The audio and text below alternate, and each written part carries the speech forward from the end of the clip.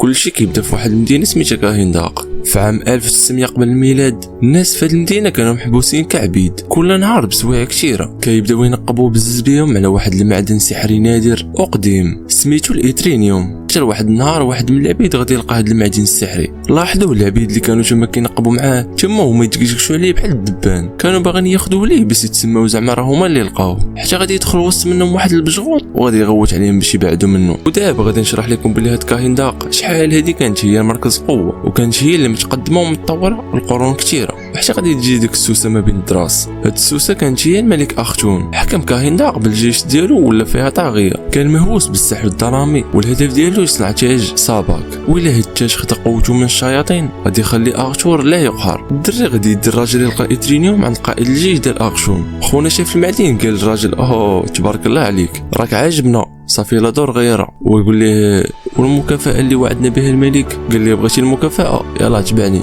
وهاك الفقيره دمك. ولاحو من الحافه وجا خونا عند الدري وقال لي ياك ما انت بغيتي المكافاه. هنا الدري غادي يجي عنده باه غادي يجرب غادي يعتذر لخونا، ولكن الدري ما رضاش حيت ما كانش عاجبو الوضع اللي فيه هو والشعب ديالو، وكان باغي ليهم الحريه. داكشي علاش غادي تاكلوا اللعيبه ديالو. ومشى كيجري يخطف لخونا الاترينيوم وقصد واحد الحافه وهز الاترينيوم قدام الشعب اللي تحمسوا وبداو كيغوتوا الحريه الحريه. اخشون ساق الخبر لهادشي اللي دار الدري وخاف لا تمشي تراشي ثوره اللي ما يقدش عليها. داكشي علاش امر الرجال ديالو انهم يعدموا الدري باش يكون عبره لاي واحد بغى يدير بحاله. والمعجزه مع غادي ينزل عليه السياف غادي يتبخر قدامهم وبدون سابق انذار غادي يلقى راسو في كهف غريب. والمفاجاه الكبرى خرجوا ليه 7 الصحارى وغادي يقولوا ليه بلي هما اللي غيتقوا من الاعدام، والاختيار جا لك انت. ولقاو عليه واحد التعويضه وحولوه من دري على قد الحال البطل عنده قوه خارقه كيقولوا ليها شازام، اللي في نفس الوقت غادي يكون تاج سابق تصيد. مع وصل الدري اللي ولا هو بلاك ادم باش يوقف اغشون لبس التاج وحضر قوته الشيطانيه. ومن بعد معركه كبيره بيناتهم تدمر القصر اللي كانوا ساكنين فيه وغادي يكون بلاك ادم هو اللي يربح. ايوا سيدي من بعد ما اغشون مات ناضوا السحرة اتفقوا باش يخبيو التاج باش ما يطيحش في يد ديال البشر عاوتاني. من تما مابقات تسمعات حتى شي اخبار على بلاك ادم. ومن بعد مده على هاد الاحداث غادي نمشيو للوقت الحاضر اللي عند مدينه كاهنداق من بعد 5000 سنه اللي ولات محتله من طرف منظمه اجراميه دوليه معروفه بسميت انترغانغ. هذه سميتها ادريانا عالمه اتار غتكون كتقلب وكتحاول تلقى هاد التاج باش تبعدوا من منظمه انترغانغ حيت النوايا ديالهم خايبه واللي طاح في يديهم غادي تطرى شي مصيبه. باش يجيو الفريق ديالو لواحد الجبل حيت كيظنوا باللي ممكن يلقاو فيه داك التاج. دخلوا الكهف ديال هاد الجبل وبداو كيقلبوا على التاج. ومن مورا شويه ديال الوقت ومني كان خو ادريانا كيتسناهم برا بالهوندا غادي يبان ليه واحد منهم طاح من فوق الجبل. خرج مشى عنده باش يعرف منه شنو وقع وهي تخرج ليه فرقه من منظمه انترغانغ وهددوه بالسلاح. اما ادريانا غتكون تحركات مع اسماعيل داخل ديال الكهف وهما كيقلبوا كيكتشفوا في الرموز غادي يلقاو واحد القبر مكتوبه فيه وهي كتقول سميت القوه ديال بلاك ادم واللي هي شازام. مني كملوا طريقهم غادي يخرج ليهم التاج. ادريانا طلعت كتسلق في الصخر ركزات مزيان وقدرت تاخذه، ولكن الفرحه ديالهم ما كملاتش. دخلت عليهم فرقه انترغانغ وشدوا اسماعيل وطلبوا منها تعطيهم التاج. هنا طلب منها اسماعيل تهرب وهي تعلق التاج في يديها. تدرجات من واحد الصخره وما بقاتش كتبان ليهم. مني ما بقاوش عرفوها فين كاينه هددوها باللي الا ما خرجاتش غير تودع خوها من هنا 5 ثواني غير هي غادي توقف فوق هذاك القبر. شدوها وخداو منها التاج وقبل ما يصفيوها ليها عرفات بلي هذه هي نهايتها. داكشي علاش اضطرات انها تنطق سميت شازام اللي كاينه فوق القبر وهي تسمع ديك بوم.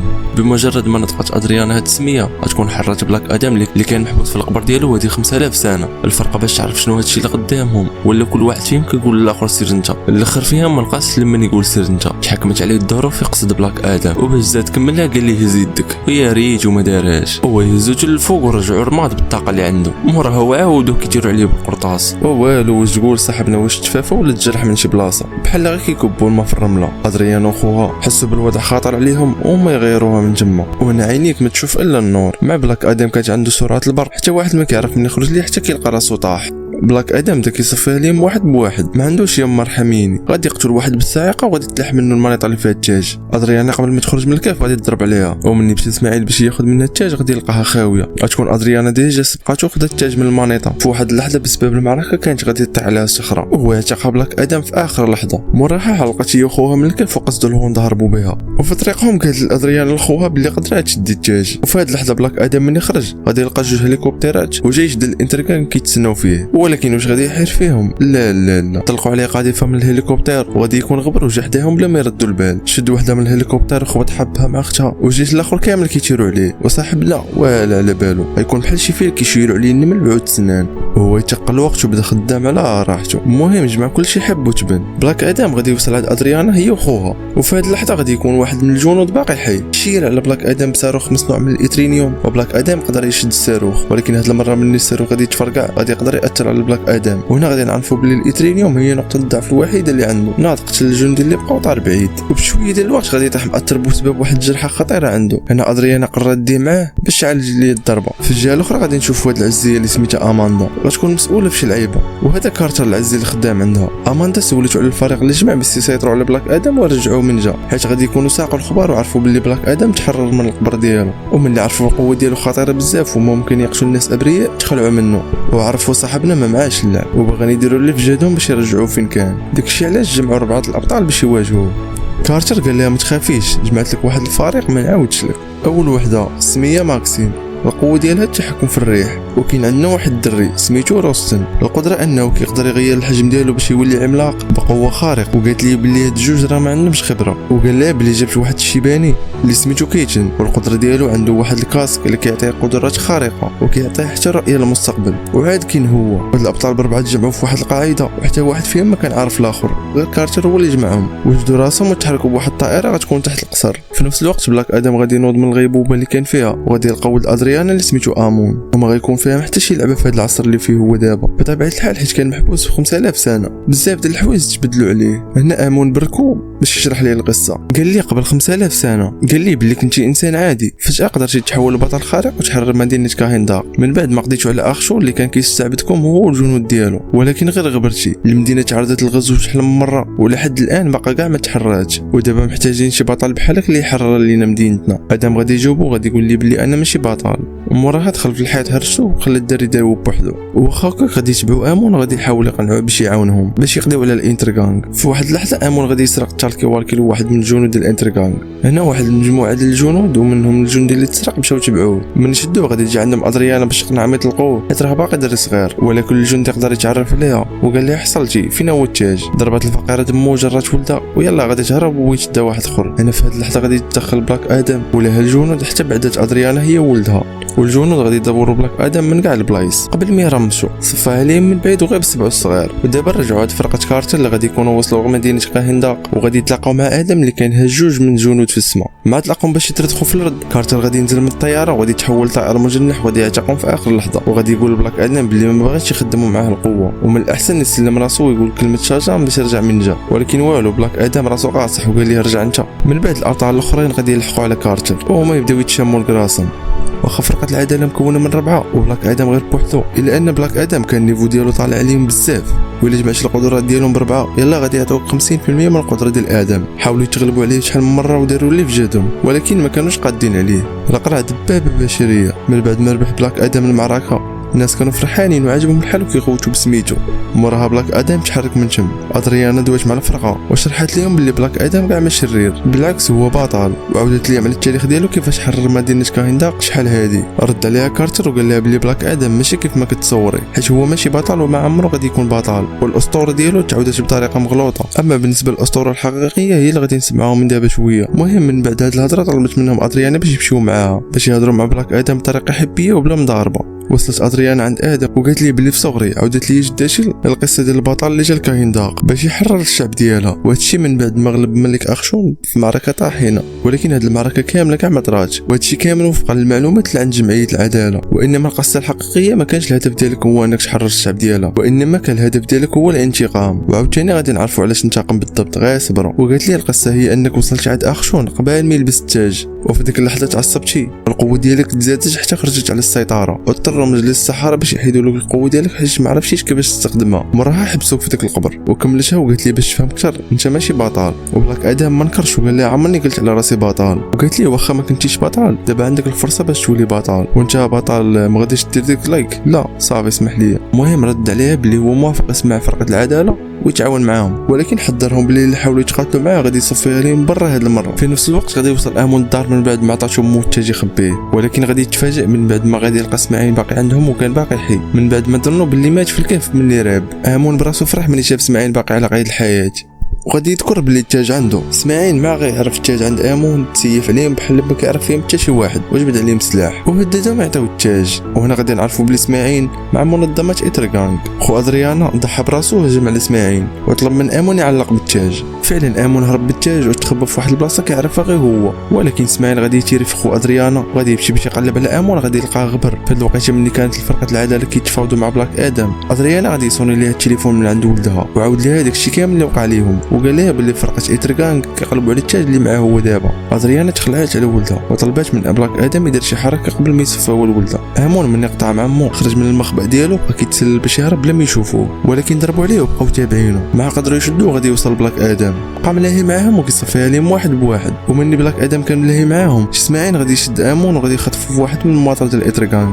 ادم ملي لاحظ الغياب ديالو بقى كيقلب عليه. في هذه اللحظه فرقه العداله اتحدت مع بلاك ادم، واجهوا فرقه ايترغانغ وبداو كيقلبوا على امون في المواطر ديال العدو باش يعتقوه. ومن بعد مده ديال التقلاب ما غاديش يلقاو امون وغادي يكون اسماعيل يقدر يهرب به. جا كارتر وجاب معاه جوج من رجال اسماعيل باش يعرفوا منهم بلا اسماعيل هو امون. في الاول دوك جوج ما بغاوش يهضروا، في الاخر بلاك ادم شاف شعيه ويهزهم وطار بهم حتى للسما وهددهم باللي ما قالوش لي فين هو امون غادي يطلقهم من الفوق. موراها طلق واحد فيهم باش الاخر ما يعرف باللي راه ما كيضحكش معاه، وفعلا خاف منه وغادي يقول لي على البلاصه اللي فيها اسماعيل.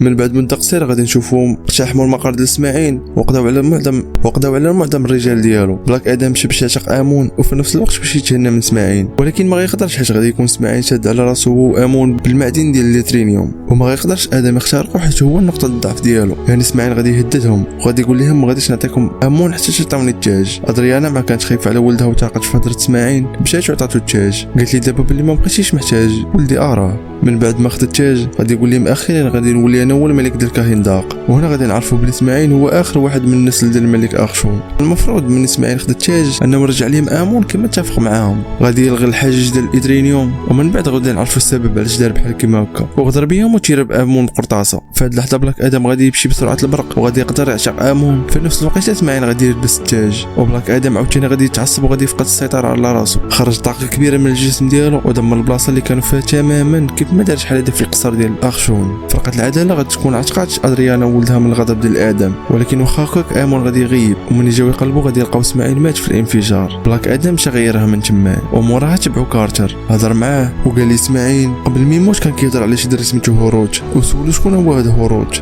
وقال لي بلي هاد الدري هو ولدي. وهنا غادي يحكي لي القصه ديال هوروج وعلاش هو انتقم من اخشون، وغادي يقول لي بلاك ادم بلي ماشي هو الدري الصغير اللي كان كيشجع الشعب على التحرر من العبوديه شحال هادي، وماشي هو اللي كانت عنده قوه الشجاع، وانما ولدي اللي كانوا فيه هاد المميزات. ومني اخشون ما قدرش يوقف هوروج قرر يقتل العائله ديال هوروج، وفعلا الرجال ديال اخشون قتلوا موت هوروج وتسبوا لي انا في اصابه خطيره وكان ما بقى لي والو نموت. وباش هوروج يعتقني عطاني كاع القوه اللي كيملك باش هكا يقدر يعتقني من الموت، ولكن ما قدرش يعتق راسو حيت الرجال ديال اخشون قتلوا ديك الساعه قدامي. واللحظه اللي شفت فيها ولدي كيموت تحولت 180 درجه، وهذاك اللي قتل اخشون ماشي ولدي ولكن كان انا، حيت اخشون ما رحمتوش كما ما رحمش ولدي. وبلاك ادم غادي يقول ارتر بلي دابا ما بقيتش محتاج هاد قوه الشجام، ولكن بشرط الا نطقت كلمه شجام وفقدت القوه ديالي بغيتكم ما تخلونيش نعاود نقول كلمه شجام مره اخرى واخا ما عرفتش شنو يطرا. وفعلا بلاك ادم قال كلمه شجام والقوه ديالو غادي تختفي ورجع انسان عادي كيف ما كان. اما كارتر غادي يوفي بالوعد ديالو وخداو المقر السري ديالهم وجمدوه ودخلوه في حاله سبات كما كان قبل، وحبسوه في واحد الطريقه فين ما يمكنش ليه ينطق كلمه شجام كما قال قبل. كيبان صافي الفيلم غادي يسالي الامور مضبوطه كلشي مزيان، ولكن لا تمشي الرياح بما تستاهل الشفن، حيت في واحد الوقيته كينت قاص الكاسك ديالو بالغلط وعطاه رؤيه للمستقبل فين غادي يكونوا باقي متهنوس من هاد القصه، وغادي تنوض روينه اكثر من الاولى لدرجه كارتر غادي يموت فيها. ملي كينت غادي ينوض من الرؤيه عاود لكارتر على شنو شاف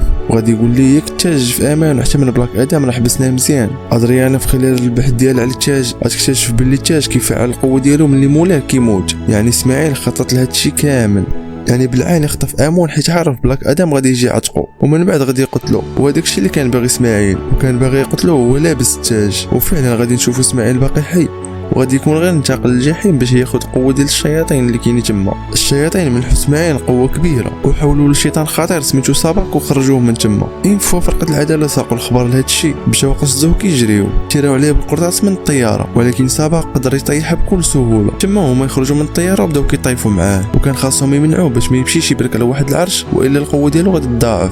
داروا اللي في جهدهم باش يوقفوه وساقلوا الحبو شحال من ضربه ولكن والو. ولكن خونا الشيطان كان في نيفو اخر وهما كانوا في نيفو قل منه، بحال قالتي القوه ديالو تقريبا بحال بلاك ادم، وعياهم يدخلوا ليه ولكن كان قوه منهم بسنين وهو غير ضربه واحده منه كتعادل 100 ضربه منهم. يعني فهمنا باللي مستحيل يتغلبوا عليه. كاين حتى هو فهم هذا الشيء، وبما انه شاف الرؤيه ديال صاحبو كارتر غادي يموت دار واحد الحاجز بالقوه ديالو، وبهذه الطريقه الفرقه ديالو تحبسات ومابقاوش قادين يمشيو عند سابق باش يضاربوا معاه. وغادي يكون دار هذا الشيء حيت ما بغاش صحابو يتاذاو، وقرر باش يضحي براسو باش عند سابق باش يواجهو بوحدو. حاولوا يقنعوه باش يمشيو معاه ولكن كان راسو قاصح، وفعلا مشى بوحدو عند سابق وبدات المطايفه. وهو ناسق راسو بزاف المرات وكيلاهي سابق، وغادي يكون كيدوي مع بلاك ادم عن بعد، وغادي يطلب منه المساعده حيت هو الوحيد اللي قادر يغلب هذا الشر اللي تسلط عليهم. وراه حل الباب ديال البلاصه اللي كان محجوز فيها وهما يهجموا عليه الحراس ديال تما وشدوه باش يرجعوه من خرج وبقاو عليه بالعصا. وبلاك ادم جمع كاع داك الجهد اللي كان عنده، وواخا كان انسان عادي وبلا قوه شازام ما تحقروش، بقى كيخلط في الحراس واحد مورا واحد حتى في الاخر قدر يفلت منهم وخرج من البلاصه اللي كان محجوز فيها. في الجهه الاخرى كاينت كان باقي ملاهي الشيطان سابق. في واحد اللحظه الشيطان سابق غادي يضرب كاينت بالعافيه، وفي هذه اللحظه القوه ديالو غادي تنزل بزاف وحتى الحاجز اللي كان داير صحابو غادي يتحيد. موراها سابق ضرب كاينت ضربه خطيره ومع وصلوا صحابو باش يعاونوا غادي يكون فات الفوت. كاينت غادي يموت وسابق غادي يريح في العرش، القوه ديالو غادي تزاد اكثر واكثر. فرقه العداله هجموا عليه وبحركه منه بسيطه غادي يقدر يريب المبنى اللي كانوا فيه. وموراها شد كارتر ويلا غادي يقطع ليه الجناح ديالو، وبلاك ادم غادي يكون خرج من الماء ونطق كلمه شازام، وتما غادي يتحول غادي يمشي بسرعه البرق غادي يخشي سابق واحد الكروشي غير السيف باه. موراها سابق ناض وقال لبلاك ادم وقال ليه دسي خلص والمصير ديال كاهندا غادي يتحدد في هاد المعركه. وهنا غادي يبدا الفايت ما بين بلاك ادم وسابق. في الاول كانوا بجوج بهم كيبانوا في نفس النيفو والمعركه ديالهم غادي تطول مده طويله، لكن سرعان ما بلاك ادم غادي يتقلب عليه وغادي يطير بيه للفوق، وبكاع داك الجهد والقوه اللي عنده غادي يقسم سابق على جوج. الشعب ديال كاهندا كان فرحان بهادشي اللي دار بلاك ادم، حيت من بعد مده طويله ديال الظلم والحقره اللي عاشوها في بلادهم